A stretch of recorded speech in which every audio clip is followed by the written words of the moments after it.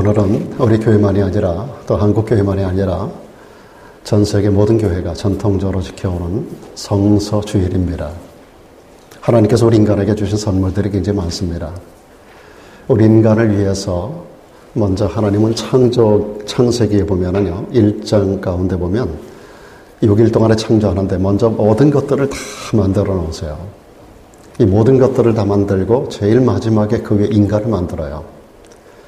인간을 제일 마지막에 만들었다는 것은 첫날부터 마지막 순간까지 만든 모든 것이 우리 인간을 위하여 예비하신 하나님의 선물이라는 겁니다. 물론 하나님께서 만들어 놓으시고 그것을 바라보며 좋아하셨습니다. 하나님 마음에 너무 기쁨을 주었습니다.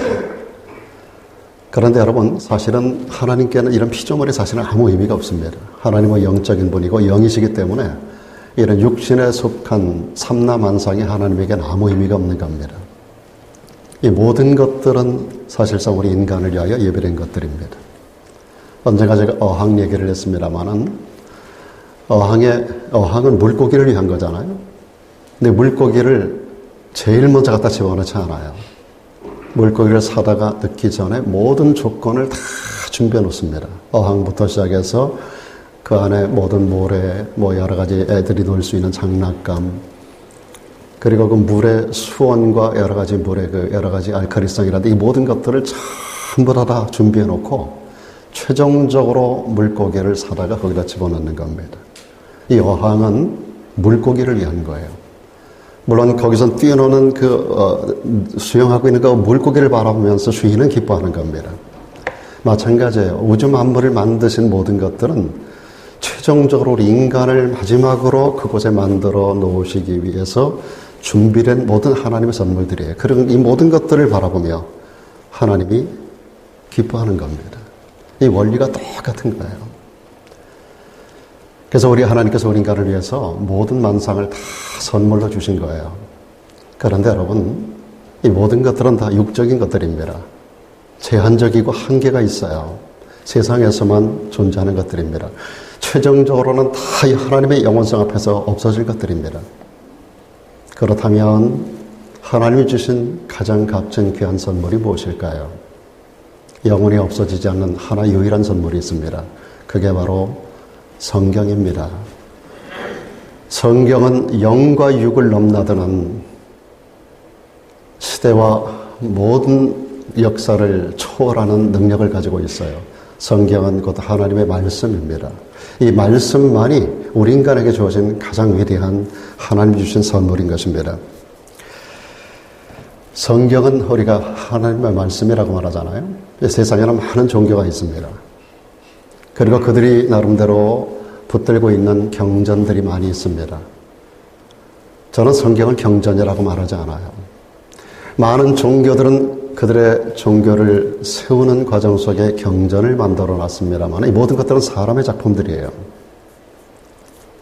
그러나 성경은 하나님의 말씀이고 오직 성경만이 인간을 구원하는 책으로 우리에게 주어진 가장 값진 유산인 것입니다. 오늘 말씀 가운데 보니까 이런 말씀이 있습니다. 성경은 능히 너로 하여금 그리스도 예수 안에 있는 믿음으로 말미암아 성경은 그리스도 예수를 믿는 믿음만 가지면 우리에게 선물하는 것이 구원이라는 겁니다. 구원에 이르는 지혜가 있게 하느니라. 이 성경은요, 누구를 막론하고 지난 인류 역사 속에 주어진 이 성경 앞에 세워지는 모든 사람들이 이 말씀을 어떻게 대하는가에 따라서 이 성경을 믿는가 믿지 않는가에 따라서 성경은 바로 그리스도 예수에 관련된 것이기 때문에 예수님에 대해서 그리스도 안에서 믿음을 가진 자들에게 주어지는 구원이 선물로 주어지는 결과를 가져온다는 겁니다. 성경은 능히 구원에 이르게 하는 지혜가 있게 하는 줄로 믿습니다. 제가 어저께 인터넷으로 보니까 전 세계 세계 성서공회 가운데서 발표한 자료를 2023년 초에 4월까지만 통계가 잡혀 있는데요. 그 가운데 보니까 전 세계 언어가 7,386개 언어가 있답니다. 그런 가운데서 성경전서, 신구약 성경이 번역된 언어가 733개 언어로 번역이 됐습니다. 그리고 신약 성경만은 1622개 언어로 번역이 되어 있고요. 그 다음에 단편 성경. 처음에 기독교 복음에 들어갈 때 성경 66권 그 언어를 다 가지고 들어가지 않아요.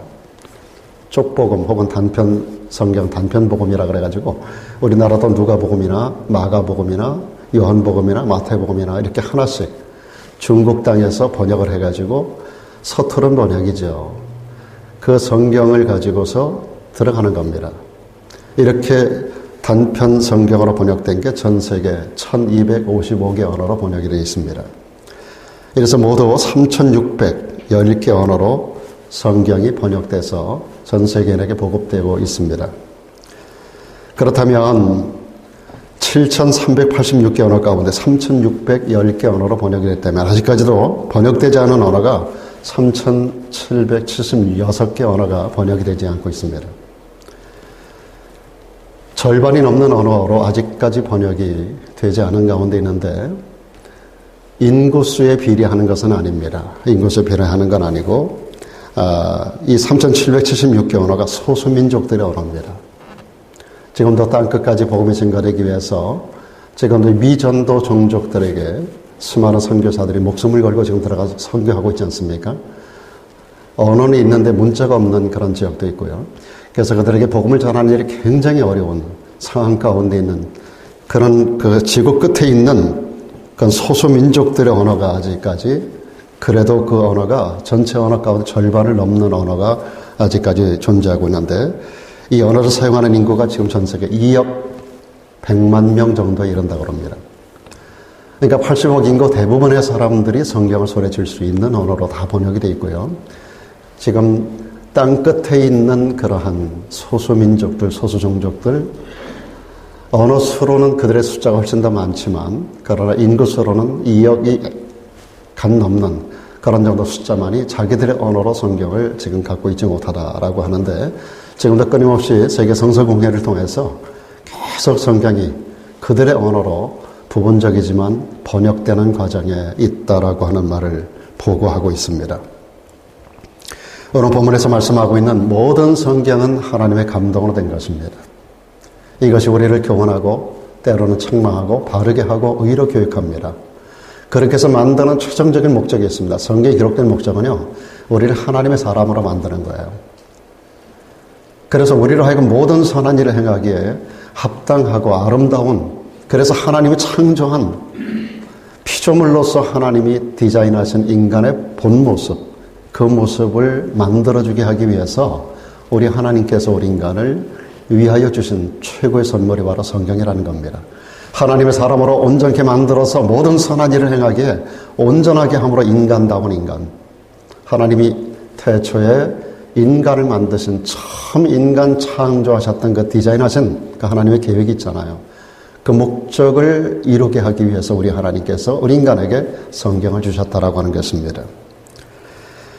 프랑스의 계몽주의 철학자고 교육자였던 장자크 루소 잘 아시죠? 루소는 교육의 목적을 이렇게 말합니다. 교육은 우리 인간을 기계로 만드는 것이 아니라 인간답게 만드는 것이 교육의 목적이라고 말했습니다. 그러니까 우리 인간을 인간답게 만드는 것을 교육이라고 하는 말로 장자크 루소라고 하는 교육자가 말합니다. 세상에는 인간 교육을 위한 여러 가지 교육 방법이 있어요. 그런데 여러분 어떤 교육도 인간성이 향상되는 좀 좋아지는 결과를 얻을 수는 있지만 소위 말하는 성경이 말씀하고 있는 인간을 온전케 해줄 수 있는 교육은 세상에 존재하지 않습니다.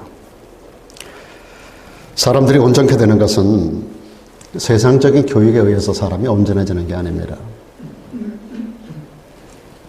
오직 성령의 역사에 의해서만 우리 인간의 본 모습이 온전해진다라고 하는 사실이에요. 그러므로 성령의 감동으로 기록된 하나님의 말씀인 성경을 통해서만 우리 인간은 온전한 인간이 될 수가 있다라고 하는 것입니다. 그래서 신학자 에밀 브루노라고 하는 분은 기독교 교육의 목적을 이렇게 말합니다. 죄로 잃어버린 인간의 하나님의 형상. 우리 인간이 하나님의 형상대로 만들어졌잖아요. 창세기 1장에 하나님은 우리 인간을 만드실 때 하나님의 형상대로 만들었어요. 하나님의 형상대로 만들어진 인간이 죄로 말미암아 하나님의 형상을 잃어버렸습니다. 이것을 다시 회복시키는 것이 오늘 여기서 말하고 있는 에밀 브루노의 기독교 교육의 목적이라고 말합니다. 하나님의 형상이 회복될 때 우리 인간이 온전해질 수 있다라고 하는 것이지요. 세상에서 시행되는 교육은 단순한 지식 전달 내지는 피상적 교육에 불과하지만 성경을 통한 교육은 하나님의 형상을 회복시켜줍니다. 그래서 예수님을 닮아가게 하고요. 사람을 근본적으로 바꾸는 능력이 되는 겁니다. 이유가 뭐냐면 성경이 사람의 머리에서 나온 것이 아니라 인간을 만든 하나님의 성령의 감동을 따라서 인간의 본성을 알고 인간의 본질을 알고 인간 존재 모습과 인간의 진정한 목적을 원래 디자인하셨고 창조하신 하나님의 성령의 감동에 의해서 기록된 것이 성경이기 때문에 성경을 통해서만 성경 교육을 통해서만 인간이 온전해질 수 있다라고 하는 결론입니다. 말씀드린 대로 사람은 하나님의 생기로 만들어졌습니다. 흙으로 사람을 빚으시고 그 코에 생기로 와크를 집어넣었더니 인간이 산령이 되었다 그랬어요. 생령이 되었다 그랬어요. 마찬가지로 성경은 같은 성령, 하나님의 성령의 감동으로 되었다라고 말씀하는 것입니다. 그러니까 여러분 성령의 생기, 하나님의 생기가 들어감으로 말미암아 인간이 존재가 완성됐다면 같은 성령의 감동으로 되어진 성경만이 사람을 온전한 인간으로 만들 수 있다라고 하는 거예요. 그래서 여러분 베드로는 베드로후서 1장 21절에서 이렇게 말씀합니다. 예언은 여기 예언이 바로 하나님의 말씀의 성경입니다. 모든 성경은 예언이잖아요. 언제든지 사람의 뜻으로 낸 게 아니라는 겁니다. 오직 성령의 감동하심을 입은 사람들, 신학자들에 의하면 약 40명 정도로 추적되고 있습니다만은 40명이 조금 넘을 거예요. 성경에 보면 익명의 기록자들이 가끔 나와요. 최근에도 우리가 잠언을 보면서 잠언의 일부분이 솔로몬의 저작권이 아니라 익명의 저자들에 의해서 기록된, 익명의 지혜자들에 의해서 거기 복수로 기록되고 있거든요. 익명의 기록된 저자. 그러니까 잠언 24장 같은 경우 보면 솔로몬이 아닌 또 다른 지혜자들에 의해서 기록된 것인 것을 말하고 있어요. 그게 몇 명인지 우리가 추정할 수가 없습니다. 그렇게 해서 정확한 저자를 알지 못하는 성경이 몇 권이 있어요. 그래서 약 40명이 조금 넘는 그러한 기록의 저자들에 의해서 성경이 기록되는데 이것이 바로 사람들이 그들의 머리에서 만들어낸 책이 아니라는 겁니다. 성령의 감동하심을 입은 사람들이라는 거예요. 그러니까 성령께서 기록하라고 명령하는 대로 그들의 언어로 그들의 시대적 상황 안에서 기록해 준 것이 바로 성경이라는 거예요. 그래서 하나님께 받아 말한 책이 바로 성경이라고 하는 것을 기록하고 있습니다. 그래서 성경은 우리 인간을 교육하기에 유익한 책이다 이렇게 말하는 거예요. 여러분 교육이라고 하는 말이 헬라에 보면 파이데이아라는 단어를 썼어요. 파이데이아라고 하는 것은 인간을 올바로 교육할 뿐 아니라 올바로 훈련하는 것이라는 의미를 가지고 있습니다. 참된 교육은 단지 교육만이 아니라 훈련하는 것까지 가는 거예요. 그러므로 우리가 성경을 잘 배우는 것만이 아니라 삶 속에 적용을 잘할 줄 알아야 됩니다. 그래서 어떤 설교가 좋은 설교인가 하면 성경을 잘 쪼개가지고 가르치는 설교가 좋은 설교가 아니라 그것을 한 걸음 더 나가서 이것을 삶 속에 어떻게 적용시켜 주는가. 그게 설교가 거기서 생명력을 얻어요. 거기에서 능력이 나타나요. 하나님 말씀은 들어서 지식으로만 키우면 그런 사람이 바리새인이 되기가 쉬운 거예요. 많은 사람들이 성경 공부를 많이 합니다. 한국 사람같이 성경 공부 많이 하는 나라가 없어요. 그런데 행함에 있어서 한국 사람처럼 변화되지 않는 사람이 없다는 조서 섞인 이야기가 있습니다. 사람 여러분, 배우는 것에서 한 걸음 더 나가서 적용하는 삶 속에 순종하고 실천하는 능력이 오늘 저와 여러분들에게 나타남으로 말미암아 이것이 능력이 되고 기적을 만드는 삶이 진정 변화되고 값진 삶으로 바뀌고 향내가 나고 그로 인해서 온 세상을 아름답게 밝히는 그런 성도들로 우리가 살아가야 할 줄로 믿습니다. 그래서 여러분 우리가 성경을 잘 배우고 잘 적용함으로 해서 성경이 말씀하고 있는 인간의 본질을 회복하고 그래서 인간의 본 모습, 하나님이 디자인하셨던 참된 인간, 그 모습을 만들어가야 하는 것입니다. 이것을 위해서 성경이 기록됐는데 그래서 이 성경을 오늘 본문 가운데 보니까 4가지 우리 인간에게 던져주는 귀한 교훈이 있습니다. 첫째가 뭐냐면 성경이 우리를 교훈한다고 말하고 있습니다. 여기 교훈한다는 게 보니까 헬라에 보면 디다스칼리안이라는 단어, 디다스칼리안. 킹제임스 성경을 보면은 이것이 교리로 번역이 되어 있습니다. 교리. 그래서 닥트린으로 번역이 되고 있는데요. 그리스도 안에 있는 복음의 진리를 말하는 겁니다. 그러니까 세상 사람들이 말하는 일반적 교훈이 아닙니다. 부모가 말하는 그런 교훈이 아닙니다. 학교 스승들이 가르쳐주는 교훈이 아닙니다. 세상 사람들에게 들을 수 있는 그런 교훈과는 차원이 다른 닥트린이라는 거예요. 교리라는 거예요. 이것이 바로 그리스도 안에 있는 복음의 진리입니다. 이것을 사람들에게 가르치게 되면 인간이 구원에 이르게 되는 놀라운 역사가 일어나는 겁니다. 여러분, 사람의 교훈은 사람을 구원할 수 없어요. 대학 교수가 아무리 좋은 강의를 해도 좋은 강의일 수 있지만 그것이 사람을 구원하는 능력은 나타내지 못합니다. 여러분, 세상적인 어떤 교훈을 들어보세요. 아주 재밌는 교훈, 아주 정말 즐겁게 만들어주는 교훈들이 많습니다만은 정말 맞아, 정말이야 라고 우리가 박수 칠 만한 좋은 교훈들이 세상에 넘치지만 그런 어떤 교훈도 인간을 구원하지는 못합니다. 인간을 교훈하는 것은 이 닥트린으로만 가능한 거예요. 이 교훈, 성경의 교훈, 그리스도 안에 있는 복음 진리만이 우리 인간을 구원하는 능력인 줄로 믿습니다. 그래서 저는 본문 15절 말씀을 다시 보면 성경은 그런 능력을 가지고 있다는 거예요. 너희로 하여금 그리스도 예수 안에 있는 믿음으로 말미암아 성경은요, 배우고 믿기만 하면 성경이 말하고 있는 예수님을 그대로 믿음으로 받아들이면 이것이 우리를 구원에 이르는 지혜가 있게 하는 줄로 믿습니다. 성경을 배우다 보면 예수 그리스도를 알게 되죠. 오늘 우리가 좀 전에 찬양을 통해서 성경 66권 창세기로부터 요한계시록까지 He is 바로 예수 그리스도께서 어떤 분으로 계시되고 있는가를 우리가 쫙 들었습니다. 얼마나 놀라워요. 성경을 배우다 보면 예수 그리스도를 알게 됩니다. 예수를 알게 되면 그분에 대한 믿음이 생기는 거예요. 믿음은 들음에서 나기 때문입니다. 그분의 말씀을 듣다 보면 믿음이 생겨요.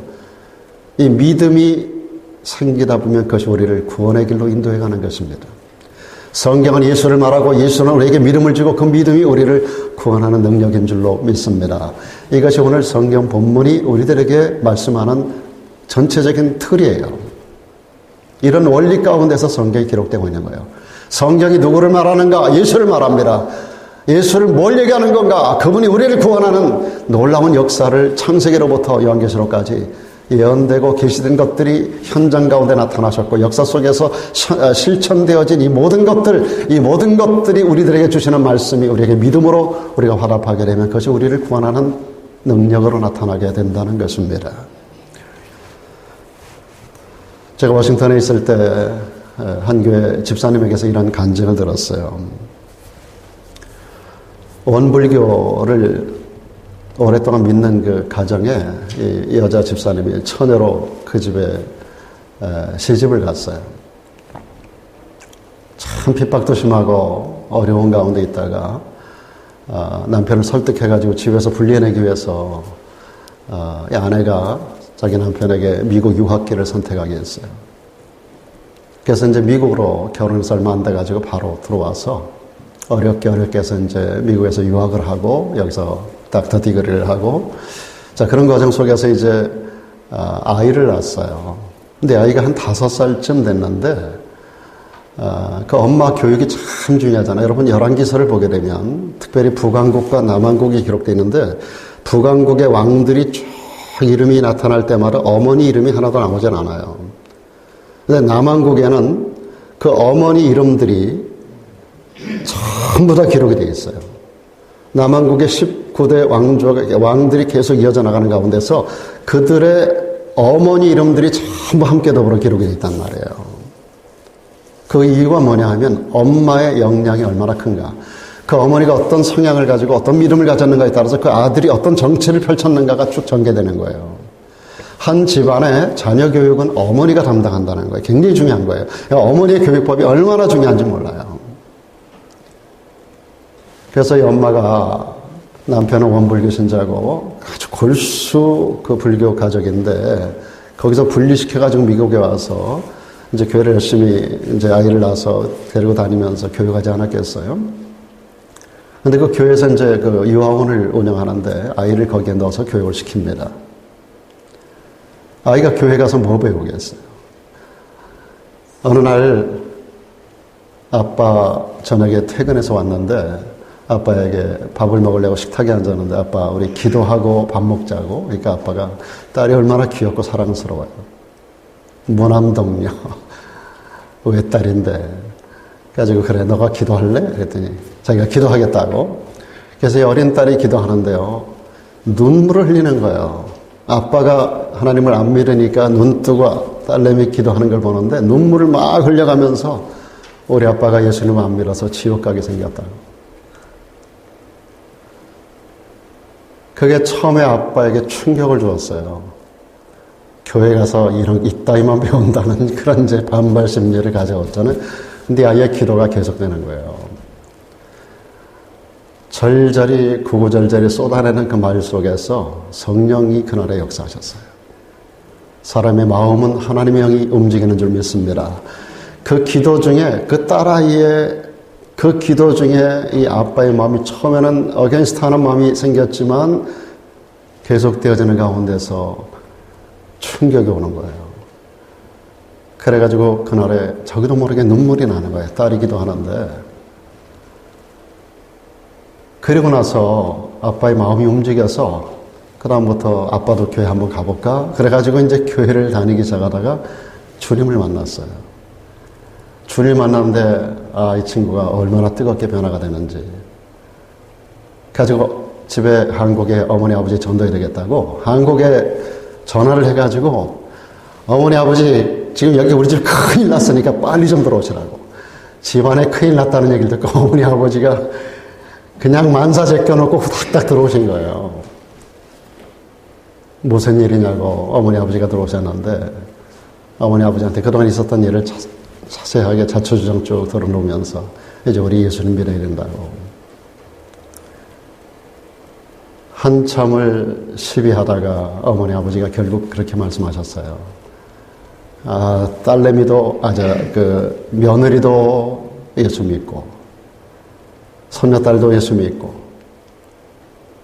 너도 교회를 다니는데 우리도 따라가야 되지 않겠나 생각이 든다고. 결국 거기서 온 가족이 다 예수를 믿는 그런 가족으로 변화되는 그런 이야기를 제가 워싱턴에 있을 때 들은 적이 있습니다. 참 단순한 것 같고 유치한 간증 같지만 성령을 통한 복음 진리로 교환한다는 게 얼마나 큰 구원의 능력을 나타내는가 하는 것을 보여주는 이야기라고 생각이 돼서 여러분에게 소개해드린 겁니다. 어린아이지만 성령의 능력이 나타날 때 사람의 마음이 움직이고 골수 자 온 불교 집안이 한순간에 변화되는 그런 기적같은 역사들이 일어나게 되었다라고 하는 사실입니다. 여러분, 이 교훈은 세상적 교훈이 아닙니다. 인간의 영혼을 바꾸고 구원으로 이끌어가는 능력이 나타나는 교훈입니다. 그래서 이 교훈은 다른 교훈이 아니에요. 디다스칼리안, 닥트린이라고 하는 교리로 번역을 새롭게 해놔야 됩니다. 그래서 킹제임스 성경을 제가 봤더니 아닌 게 아니라 교리로 번역을 해놨더라고요. 그뿐 아니라 성경은 때때로 우리를 책망하기도 합니다. 책망이라고 하는 단어가 헬라에 보면 엘레그몬이라는 단어예요. 엘레그몬은 유죄 판결이라는 뜻이에요. 유죄, 죄 있음을 판결하는 것입니다. 성경을 읽다 보면요, 성경이 우리 인간의 죄성을 그대로 다 끌어냅니다. 성경 읽다 보면 우리의 죄악들이 다 지적을 당합니다. 저도 매일 성경을 읽으면서 매일같이 제 죄를 회개합니다. 죄 아닌 것이 하나도 없더라고요. 그리고 성경은요, 잘못된 교리를 분리해냅니다. 이단자들의 잘못된 부분을 전부 지적합니다. 참 놀랍습니다, 여러분. 이단 사상은 정확한 진리 가운데서 발붙일 곳이 없어요. 여러분들이 성경을 정확하게 배우면 이단 사상이 머리 들어오다가도 그냥 그대로 여러분들이 뱉어낼 수밖에 없게 되는 겁니다. 성경을 잘 모르기 때문에 이단 교리를 자꾸 받아들이는 거예요. 긴강민강 하면서 따라가는 거예요. 그러다가 이제 완전히 빠져버리는 거예요. 성경을 정확하게 알면 여러분들이 이단에 빠질 수가 없어요. 모든 성경은 갈라내는 법적 능력을 가지고 있어요. 사도 바울은 디도서에 이런 디도에게 말씀을 전달합니다. 너는 이것을 말하고 권면하며 모든 권위로 책망하라 했어요. 여러분, 하나님의 말씀은 단순 권면이 아닙니다. 책망의 기능을 가지고 있어요. 하나님 말씀, 성경 말씀을 들을 때, 설교를 들을 때 책망한다고 생각되면 목사가 나를 깐다고 생각지 마세요. 하나님의 말씀이 성령으로 우리를 터치하는 거예요. 나를 만지는 거예요. 잘못된 부분을 바꾸라고 우리들에게 권면하고 있는 거예요. 그 가운데 우리가 어떻게 반응하는가가 참 그 결과를 만들어내는 것입니다. 예수님은 요한계시록 3장 19절에서 말씀하셨어요. 물론 내가 사랑하는 자를 책망한다 그랬어요. 사랑하기 때문에 책망한다는 거예요. 그리고 징계한다 그랬어요. 그래서 열심을 내게 하고 회개시키게 하기 위해서 우리 주님이 사랑하는 자들을 책망하고 징계한다라고 말씀하고 있는 거예요. 하나님은 때때로 사랑하는 자를 징계한다고도 말하잖아요. 그래서 히브리서 12장에 뭐라고 기록합니까? 내 아들아, 주의 징계하심을 가볍게 여기지 말라는 거예요. 꾸지람을, 말씀을 들으면서 받을 때 낙심하지 말라는 거예요. 반발하지 말라는 거예요.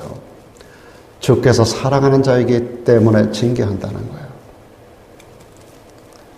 주께서 사랑하시기 때문에, 아들로 인정하기 때문에 채찍질도 한다는 거예요. 너희가 참으면 징계를 받기 위함이라. 하나님이 아들과 같이 너희를 대우하시나니, 하나님이 우리를 아들로 대우하신다는 거예요. 만일에 징계가 없고 채찍이 없고 책망이 없다면 우리는 사생자에 불과하다는 거예요. 사생자. 참 아들이 아니라는 거예요.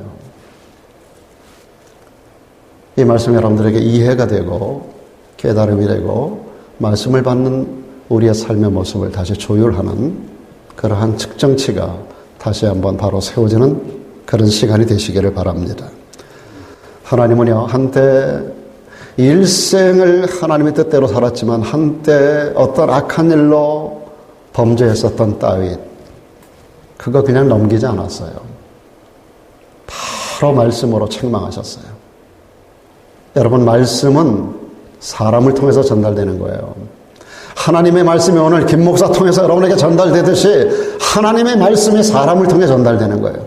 그것이 바로 나단 선지자였었어요. 나단의 입을 통해서 다윗에게 하나님의 말씀이 전달됐어요. 다윗 앞에 서는 나단 선지자가 하나의 비유로 하나님의 말씀을 다윗에게 전달합니다. 굉장히 부자가 있는데 양과 그리고 염소, 수없이 많은 양무리들을, 많은 소떼를 가지고 있는 부자가 자기 집에 손님이 하나가 찾아왔는데, 손님이 오면 대접을 하잖아요. 그 중에 한 마리를 잡아서 대접하면 되는데 그건 다 감춰놓고 아주 가난한 집에 양 한 마리를 딸처럼 기르고 있는 아주 가난한 집에 그 양을 뺏어다가 그거를 죽여서 그걸 잡아가지고 손님을 대접했다는 얘기예요. 이 얘기를 듣고 다윗이 길길이 뜁니다, 여러분. 다윗이 얼마나 정의로운 사람인지 여러분 아시잖아요. 세상에 그런 놈이 있다니 마땅히 죽일 놈이라 그랬어요. 죽어 마땅할 놈이라 그랬어요. shall surely die. 반드시 죽어야 될 놈이라 그랬어요. 그리고 4배를 갚아야 된다 그랬습니다. 이게 율법의 조항에 나오거든요. 토색한 것이 생각나거든 4배를 갚겠다고. 4배를 갚겠다고 말하던 사람이 또 있었죠. 누구죠? 삭개오가 예수를 만나가지고 내가 네 것을 토색한 일이 생각나면 4배를 갚겠다 그랬어요. 이게 율법이 정한 조항이에요. 다윗도 그렇게 얘기한 겁니다. 4배를 갚고 그놈을 마땅히 죽여야 된다 그랬어요. shall surely die. 반드시 죽어야 된다는 거예요. 그럴 때 나단 선지자가 다윗을 정면으로 손가락질합니다. 그게 바로 당신이다. 그게 바로 당신이야. 그 말을 듣고요, 다윗이 와장창 부서집니다. 일개 선지자가 국가의 왕 앞에 손가락질하면서 바로 당신이 그놈이라고 얘기할 때 나단 선지자는 좀 목숨을 건 거예요. 여러분, 말씀 그대로 전하지 못하는 자를 성경은 짖지 못하는 개라고 했어요. 저는 이 뒷집에 개가 꼭 뒤에 나와가지고 사람들이 올 때마다 짖어대는데 참 저게 봐도 되기도 하지만은 참 저놈은 사명을 다하고 있다고 생각이 들어요. 사명을 다하고 있다. 생각해보면 우리 교회를 지켜주는 거예요, 지금. 완전히 오픈된 곳에서 나오지도 못하면서 이쪽에 사람이 왔다 갔다 하면 반드시 나와서 짖어요. 제가 들어오면 안 짖어요. 라고 쳐다보고 말아요. 여러분, 개는 짖는 게 사명이에요. 목회자는 개와 같은 역할, 이게 더러운 차원의 얘기가 아니라 짖어야 될 차원. 도둑이 있으면 도둑이라고 얘기를 해야 된다는 거예요. 잘못된 삶을 살아가면 당신 잘못됐어라고 목사가 지적을 해줘야 된다는 거예요. 그래서 그렇게 못하는 목회자, 사람, 환경, 그거 눈치 보면서 할 말을 못하는 목사를 성경은 짖지 못하는 개에 비유하고 있습니다. 짖지 못하는 개.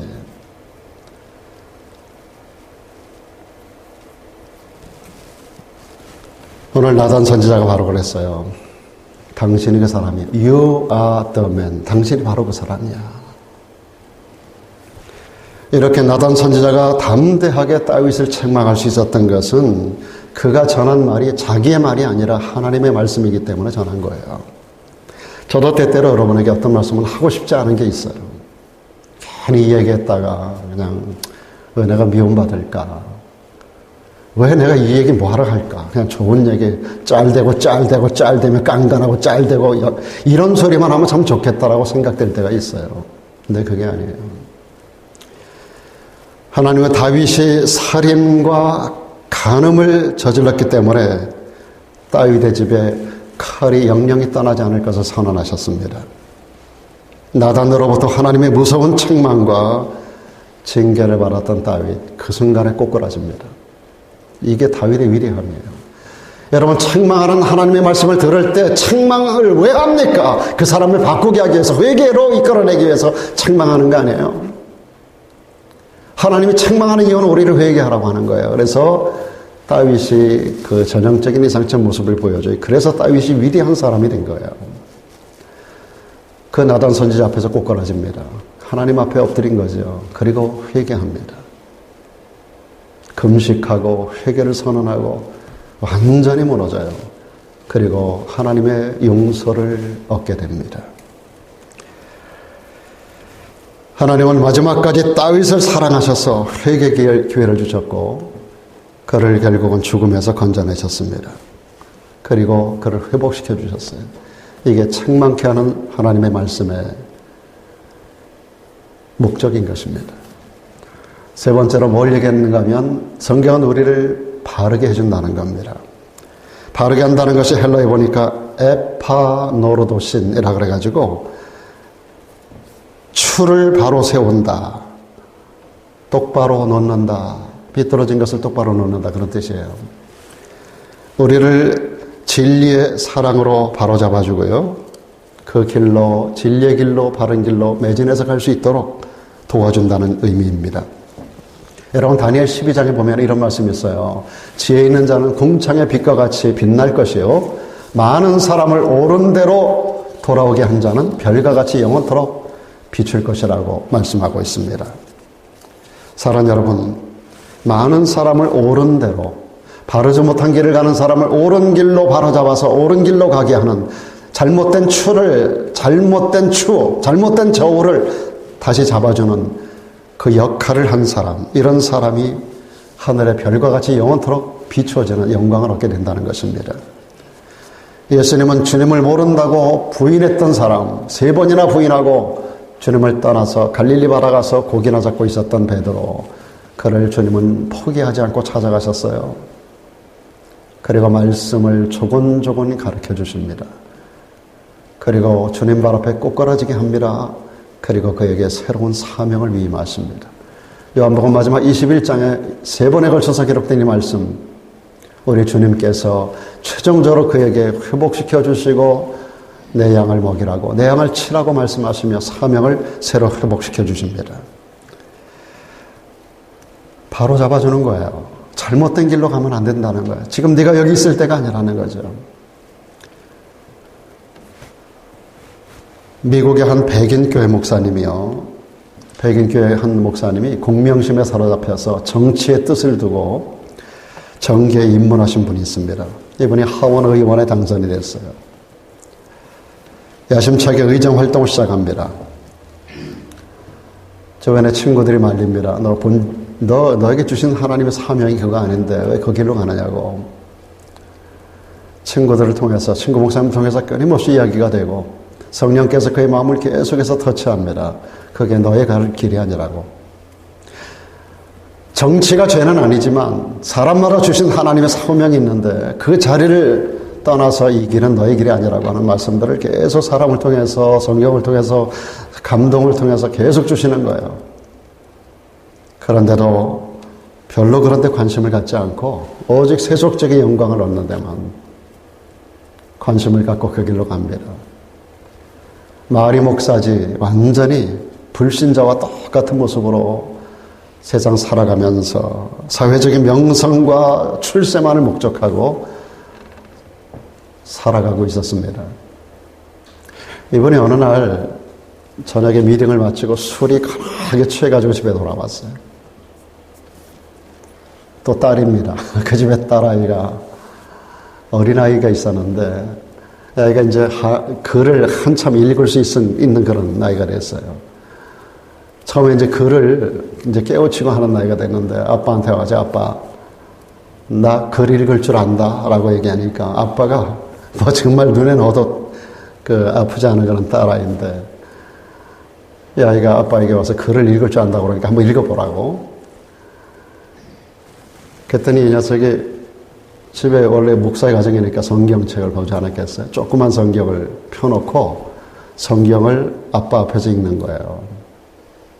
너는 마음을 다하고 뜻을 다하고 목숨을 다하여 주 너의 하나님을 사랑하라.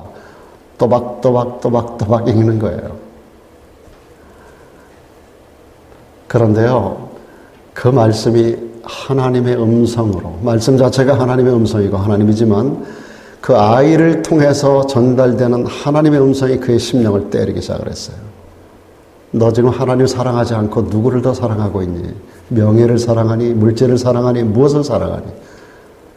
마음을 다하고 뜻을 다하고 목숨을 다하여 하나님을 사랑하라 하고 그 사랑의 메시지를 전하라고 사명을 줬건만 너 지금 뭐하고 있니? 라고 하는 그 음성으로 강력하게 그를 때리는 거예요.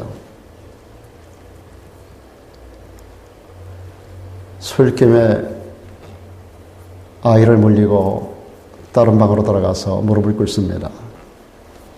그리고 하나님 앞에 회개합니다. 하나님, 제가 잘못된 길을 걸어갔습니다. 하나님이 아닌 세상 명예를 하나님보다 더 사랑하고 물질을 더 추구하고 살아온 지난 날을 내 어린 딸을 통해서 책망하시오니 감사를 드립니다. 갈릴리에서 사명도 다 잃어버리고 주님 모른다고 부인하고 떠나서 물고기 잡고 있던 베드로에게 주님 찾아가듯이 아이를 통해서 하나님의 음성이 찾아와서 그의 심령을 때립니다. 베드로가 주님 앞에 완전히 꿇어 엎드립니다. 주님께서 앞에 숯불을 피워놓고 거기다가 떡을 굽고 계시고 배 우편에 그물을 던져 고기를 잡으라 해서 백시온 3마리를 잡았잖아요. 고기를 가져오라고 해서 그 일부를 꺼내가지고 거기다 구워서 제자들에게 아무 말 하지 않고 주셨어요. 그리고 나서 베드로에게 3번에 걸친 질문을 던집니다. 왜 하나님께서 숯불을 피워놓으시고 또 왜 3번을 주님께서 말씀하셨을까요? 여러분, 베드로가 주를 부인하던 현장이 숯불 피고 손을 쬐던 자리예요. 추운 날씨에 주님은 안에서 사형 언도를 받고 칙칙을 맞는 그 순간에 밖에서 이 베드로는 주님을 멀리 따라가가지고 군중들과 그 불빛에 손을 쬐고 있었다고요. 그 불빛을 바라보면서 이 숯불을 바라보며 그 불빛이 연상이 안 됐겠어요? 그때 주님을 부인했던 베드로의 모습을 연상시키는 거예요. 3번 부인했을 때 우리 주님이 3번에 걸쳐서 똑같은 질문을 해요. 너 이 사람들 봐라. 나를 더 사랑하니? 너 나도 사랑하니? 너 나도 사랑하니? 베드로는요 3번의 질문 앞에 완전히 부서지고 무너집니다. 옛날에 제가 이천석 하늘산 목사님, 이천석 목사님처럼 와장창, 중창, 주장창창 깨졌어요. 잃어버렸던 사명을 그에게 다시 위임하고, 그리고 이때로부터 그는 위대한 유대인을 위한 주님의 제자로서 사명을 감당하는 성공적인 사역을 감당하게 됩니다. 사랑하는 여러분, 오늘 이 백인교회 목사님도 마찬가지입니다. 그 어린아이를 통해서 자기의 모습, 실체를 바라보게 하고, 너 지금 뭐 사랑하니? 마음을 다하고 뜻을 다하고 목숨을 다해 나 사랑하라 했는데 지금 뭘 사랑하고 있어? 그리고 완전히 깨져서 주의 영광을 위해서 복음을 증거하는 현장 가운데 크게 쓰임받는 목사가 있습니다.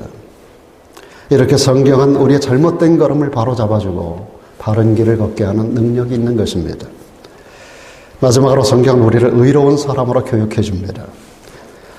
여기 의롭다라고 하는 것이 디카이오시네라는 단어입니다. 디카이오시네. 법률적인 용어인데 엄격한 정의를 말합니다. 시편 11편 7절에 보면 여호와는 의로우시다라고 말합니다. 여호와는 의로우시기 때문에 무엇을 좋아할까요? 의로운 일을 좋아하신다는 거예요.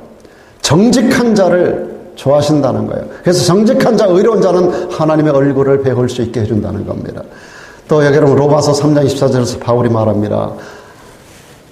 여러분 주님에 대해서 바울이 뭐라고 하는가 하면 의로우신 분이라 해서 자기도 의로우시고 예수 믿는 자를 의롭다고 하시는 분이 바로 주님이라는 겁니다. 의로우신 주님은 성경을 통해서 주님 믿는 자들을 의롭게 만들어주시는 분입니다. 여러분 스코틀랜드의 종교개혁자 존 락스라고 하는 분, 영국 여왕의 10만 대군보다 두려워했었던 사람이 존 락스 목사였었어요. 존 락스 목사 한 사람의 기도가 10만 대군보다 두렵다고 그랬습니다. 존 락스 목사님은 목숨 거는 하나님의 사람이에요. 어느 날 영국 왕, 이때 왕정제도가 얼마나 무시무시한 때입니까? 그에게 거스르는 자는 잡아다가 바로 절두대에서 목을 치고 목매달아 죽이는 그 일이 그냥 아주 자연스럽게 이루어지던 그 시대예요. 그 시대 존 락스가 왕의 잘못된 부분을 지적합니다. 마치 성경에 나오는 침례 요한처럼 헤롯의 잘못을, 헤롯이 자기의 동생의 아내와 더불어 놀아나는 잘못된 것을 지적한 유일한 사람이 침례 요한이잖아요. 그가 결국 그것 때문에 목이 날아가잖아요. 그런 것처럼 존 락스가 감옥에 갇힙니다. 왕을 지적했어요. 침례 요한하고 똑같이 지적했거든요. 감히 네가 왕의 잘못을 지적한다고. 왕 앞에 불려나와가지고 잘못을 시인하라고 말합니다. 그때 존 락스 목사님이 이렇게 대답했습니다. 그것은 하나님의 정의이기 때문에 취소할 수 없습니다. 내 마음이 그것을 생각했고 내 입이 말했으며 내 손이 정의를 썼습니다. 만일 그것으로 모자란다면 내 피로써 그것을 증거하겠습니다. 목숨 거는 순교자, 잘 짓는 개와 같은 역할을 한 것이지요. 사랑하는 여러분, 레미제라블의 작가 빅tor 위고는 영국이 셰익스피어를 만들었다면 성경이 영국을 만들었다라고 했습니다. 영국이 셰익스피어라는 사람을 만들어냈다면 성경은 영국을 만들었다는 겁니다. 원래 영국이라는 나라는 해적의 나라입니다. 도적들이 들끓는 그런 야만적인 나라였습니다. 그러나 영국이 성경을 받아들이면서 우리가 잘 아는 신사의 나라가 된 거예요. 성경을 통해서 예수를 만나고 인생이 변화된 사람들은 수도 없이 많아요. 고아의 아버지 조지 뮬러도 그랬어요. 16살 될 때 그가 절도죄로 감옥에 갇혔고요. 대학 들어갔을 때 술과 여자와 노름으로 인생을 파탄에 이르렀던 자가 조지 뮬러예요. 우리가 잘 아는 그 성자가 그러다가 20살이 되었을 때 그가 어떤 상황에서 성경을 접하게 됩니다. 그리고 예수 그리스도를 만나요. 이 성경의 토대 위에서 그는 온전한 하나님의 사람이 되고 헌신의 사람이 되고 기도의 사람이 되고 고아의 아버지라 일컫는, 그를 통해서 2,000명 이상의 고아들을 양육하고 수많은 기적을 만드는 5만 번 이상의 기도응답을 받아내는 그런 위대한 인물로 세워졌던 겁니다. 사랑 여러분, 성경은 사람을 구원하는 것만이 아닙니다. 사람을 바꿉니다. 책망해서 바로 만들어주고 의로 교육하여 위대한 하나님의 사람으로 그래서 이 땅을 살아가며 모든 선한 일을 행하기에 온전한 사람으로 빚어가는 것이 성경입니다. 세상 그 어떤 것보다 값진 하나님의 선물인 성경이 여러분 손 안에 있어요. 매일 읽으십시오. 그리고 설교 듣는 일을 힘쓰십시오. 그리고 공부하는데 참여하십시오. 그리고 암송하고 묵상, 그리고 한 걸음 나아가서 이것을 적용하는 훈련을 연습하십시오. 그것이 여러분을 온전한 하나님의 사람으로 만들어줄 것입니다. 그래서 모든 선한 일을 행하기에 온전한 자로 여러분을 만들어줄 것입니다.